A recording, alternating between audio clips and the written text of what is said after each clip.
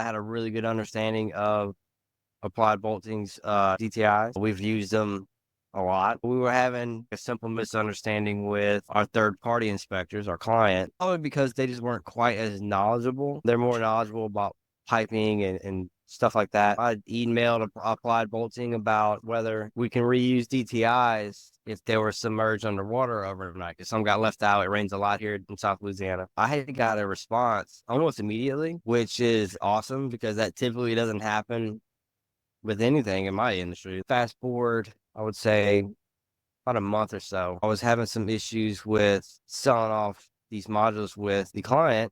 It was a lot of back and forth between me and the client and them not wanting to buy off these modules that we're building based on their inspection method. And, I'd already had a good response from Applied Bolting before, so I emailed, which was the email that's provided on the website. I got a phone call from Chris Curvin, and we had spent about an hour on the phone. I'd sent him pictures of the bolts that were in question and just explain the issue. And one of the main issues was the DTIs are being applied to a painted surface. It was not necessarily a paint, but a type of coating that's on the steel that's applied before the fireproofing for this type of steel. And that was preventing the squirt media from coming out. So it was nothing wrong with the bolt. It was nothing wrong with the DTI. It was just a thick coating that was preventing that. Before we even got off the phone, he had already booked his flight. So that was surprising too. Chris showed up right on time.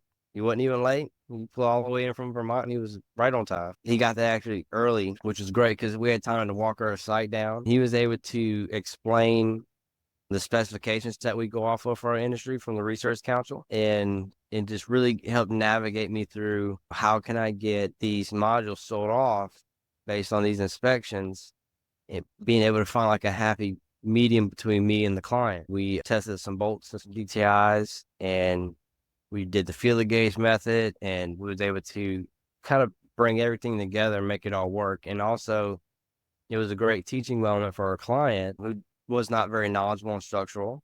They're more focused on welds and pipe welds and stuff like that. And we were able to come to an agreement on what's acceptable and not based on what our client wants without them having to change their procedure, which was really not going to happen. They don't like changing procedures. I was able to get some modules released after that, and we haven't had any issues since. I'd reached out to the Research Council to get some clarification on DTIs and the proper way to inspect for squirters because it's not even mentioned in our specifications.